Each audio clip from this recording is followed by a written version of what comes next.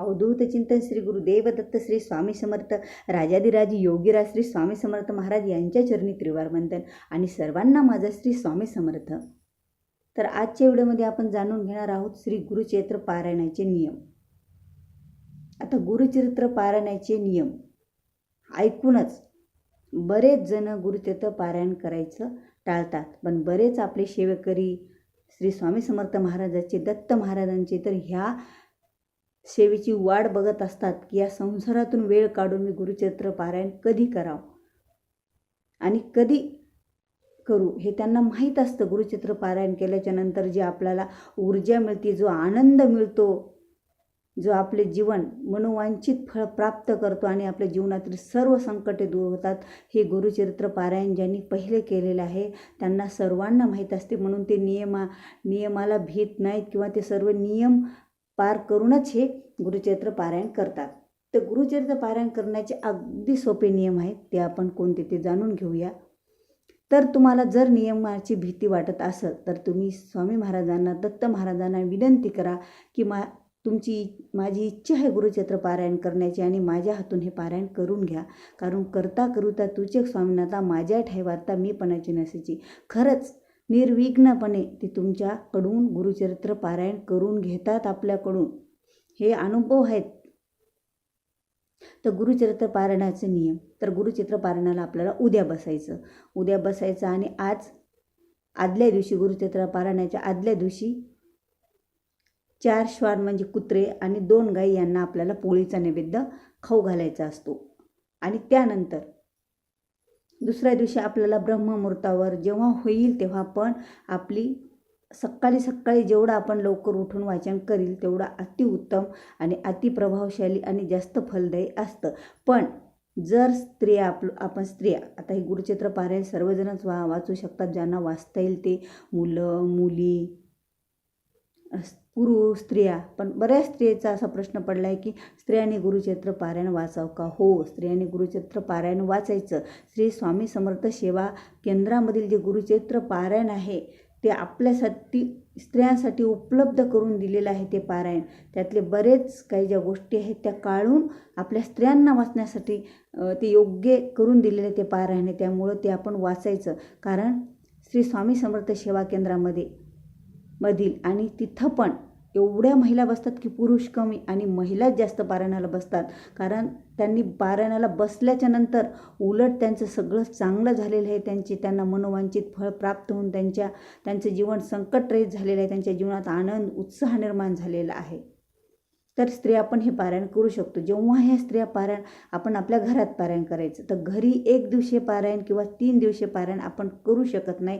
ते फक्त दत्तधाम या ठिकाणीच होतं. म्हणजे गाणगापूर, पिठापूर, कारंजा आणि नरसोबाची वाडी या ठिकाणी 1 दिवसीय पारायण करू शकतो. आपल्या घरामध्ये आपण 3 दिवस किंवा 1 दिवस पारायण करू शकत नाहीत. आपल्याला 7 दिवसाचंच पारायण करायचं आहे आणि 8व्या दिवशी सांगता करायची आहे. तर ते एक शुभ दिवस पाहून आपण कधीही पारायण करू शकतो. पण शुभ दिवस शनिवारचा शुभ दिवस बघायचा. शनिवारी पारायणाला बसायचं आणि शुक्रवारी त्याचं पूर्ण वाचन होऊन 7 दिवसाचं त्याच्या 8व्या दिवशी म्हणजे पुढच्या शनिवारी त्याची सांगता करायची असते. पण कधीही पारायणाला शनिवारी बसायचं आणि शुक्रवारी त्याचं पूर्ण वाचन झालं पाहिजे. त्यानंतर आपल्याला आता आदल्या दिवशी पारायणाला उद्या बसायचं. आपण इथं आलतो की आपल्याला उद्या पारायणाला बसायचं. तर आदल्या दिवशी आपण 4 कुत्रे आणि 2 गाईला नैवेद्य खाऊ घातला. दुसऱ्या दिवशी सकाळी आपल्याला वाचायला बसायचं. वाचायला बसण्याच्या अगोदर फक्त आपल्याला काळा कपडा घालून वाचायचं नाही. स्वामी महाराजांना दत्त महाराजांना काळा कपडा जमत नाही त्यांच्या सेवा करायला, तर आपल्याला काळा कपडा घालून वाचन करायचं नाही. बाकी आपण निळा आणि काळा हा कलर सोडून आपण कोणताही कलर घालू शकतो. पण पिवळा, लाल, हिरवा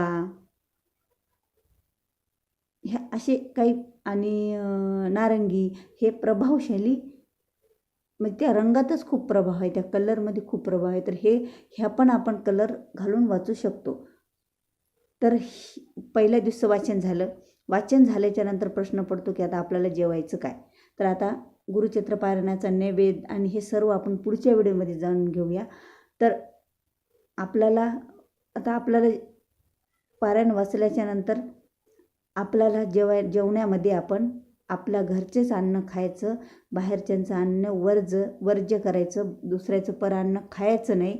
आपल्या घरच्या अन्नामध्ये पण आपल्याला द्विदल धान्य जमत नाही आणि कांदा लसूण जमत नाही, कारण द्विदल धान्यामुळे आपल्याला ॲसिडिटी पित्त होत असते आणि कांदा लसूणमुळं आपल्याला उष्णता वाढत असते आपल्या शरीरातली. आणि आपल्याला हे वाचन व्यवस्थित आपलं मन लावून करायचं आहे आणि आपल्याला त्या वाचन आपल्याला मनन चिंतन करायचं आहे.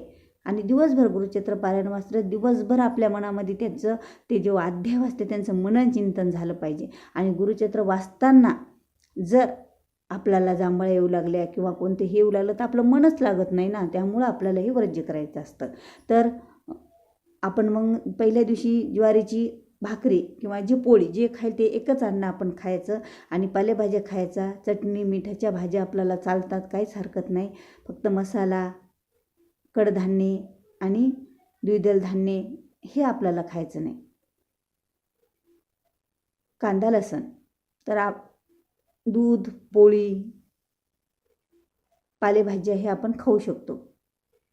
तर हे झाले आपले खाण्याचे उपाय. धरण्याची गरज नाही, 2 वेळा पण जेवण करू शकतो आपण. आणि दिवसभर कोणाशी अपशब्द बोलायचे नाही, कोणाशी वाईट बोलायचं नाही, कोणाविषयी द्वेष करायचा नाही. तसं तर गुरुचरित्र पारायण करताना आपल्या मनात विचार येतच नाही, पण नेहमी पण आपण कधी करायचं नाही. पण तेव्हा ते 7 दिवस मुख्य हे नियम पाळायचे.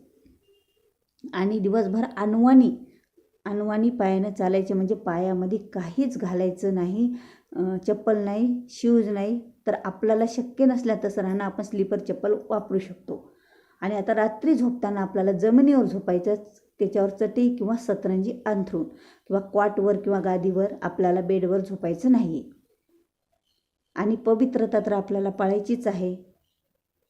आणि असं एवढे नियम आपले दिवसभरातले. आणि रात्री झोपण्याच्या अगोदर आपल्याला कळत जर आपल्या हातून काही चुका झाल्या असल्या तर आपल्याला रात्री झोपताना विष्णू सहस्त्रनाम एकदा वाचायचं आहे. जर वाचणं शक्य नसेल आपल्याला तर ते ऐकायचं तरी आहे आपल्याला विष्णू सहस्त्रनाम. आता ही एवढी सेवा आपली झाली, एका दिवसाची 7 दिवस अशीच आपल्याला सेवा करायची. आणि गुरुचरित्र पारायणाला वाचण्याच्या अगोदर आपल्याला गुरुचरित्र पारायणातले पहिल्या पानावर ते पानं वाचून काढत त्याच्यात आपल्याला एका दिवशी किती, दुसऱ्या दिवशी किती हे वाचायचे हे दिलेलं आहे ते अध्याय. आणि अगोदर काय वाचायचं हे पण, कोणती माळ जप करायची, सर्व तिथं आपल्याला गुरुचरित्रात पहिल्या पानावरच दिलेलं आहे. ते वाचन करून पारायणाला सुरुवात करायची. हे एवढे नियम आपण पाळायचे आणि ब्रह्मचर्याचं पालन करायचं. पर अन्न खायचं नाही. शक्य तर आपण ज्या शहरात राहतो, आपण ज्या गावात राहतो ते गाव किंवा शहर सोडून बाहेर गावी जायचं नाही. शक्य जर आपल्याच्यानं होत असेल तर, कोणी जॉब करत असं नोकरीच्या ठिकाणी तर जाणंच आहे, पण आपल्याला विनाकारण आपण तिथं जाणं टाळू शकतो तर त्या ठिकाणी आपण जायचं नाही. शक्यतो आपलं गाव किंवा आपलं हे शहर सोडून आपण शहराच्या बाहेर जायचं नाही. एवढेही आपण गुरुचरित्र पारायणाचे नियम पाळून, नियम काहीच अवघड नाही. जर एकदा आपण पारायण वाचायला बसलो तर नियम आपोआप आत्मसात होतात आणि आपल्याला त्याची अडचण पण काही वाटत नाही. एवढं नियम करून आपल्याला गुरुचरित्र पारायण वाचायचं आहे. मन आस्था पवित्र सदा वाचावी श्री गुरुचरित्र. आणि श्री दत्त महाराजाची, श्री स्वामी महाराजांची कृपा आशीर्वाद आपल्याला प्राप्त करून घ्यायचे. खरंच ज्यांनी वाचलं का ते तर या संधीची वाट बघत असतात, पुन्हा वाचण्याचा प्रयत्न करत असतात. पण जे नवीन सेवेकरी आहेत, जे नवीन आहेत, त्यांनी पण वाचण्याचा प्रयत्न करा आणि महाराजांना विनंती करा, स्वामींना विनंती करा. तर हे खरंच तुमच्या हातून हे गुरुचरित्र पारायण ते तुमच्याकडून वाचून घेतील. कारण करता करू त्या तूच एक स्वामीनाथा, माझ्या ठेवार मी पणाचे नसीन. तर हे गुरुचरित्र पारायण जेव्हा आपण वाचू तर आपल्या सर्व समस्येचे निवारण होतं, आपल्याला मनोवांछित फळ मिळते आणि मनोवांछित आपल्याला जे पाहिजे ते मिळते. खूप जणांना मनोवांछित संतती प्राप्त झालेली आहे, मनोवांछित फळ मिळालेलं आहे, जे पाहिजे ते आपल्याला मिळालेलं आहे. आणि आपल्या जीवनातील खूप संकटे दूर झालेले आहेत आणि आपले जीवन आनंदी आणि उत्साहात जगत आहेत. आणि गुरुचरित्र पारायण 7 दिवसाचं आणि 8व्या दिवशी सांगता 8 दिवसातच आपण यांच्या नियमात राहायचं. आणि आपल्याला तसं तर नियमामध्ये आणि चांगले विचार चांगले याच्यामध्ये तर आपल्याला आयुष्यच आपल्याला खूप चांगलं जगायचं आहे. जेव्हा आपण स्वामी सेवेमध्ये येतो ना, जे स्वामी सेवेकरी एखादे दत्त सेवेकरी आहेत का, ते खरंच जे भाग्यवान आहेत, तेव्हाच आपण स्वामी सेवेत येतो आणि आपल्या हातून गुरुचरित्र पारायणाची सेवा, स्वामीची सेवा आपल्या हातून घडते. ही झालेली सेवा ही स्वामीचरणी आपण अर्पण करायची असते. तर तुम्हाला व्हिडिओ आवडले असतात लाईक करा, शेअर करा आणि सबस्क्राईब करा. जर तुमचे काही प्रश्न असतील तर ते कमेंट बॉक्समध्ये विचारू शकता. श्री स्वामी समर्थ.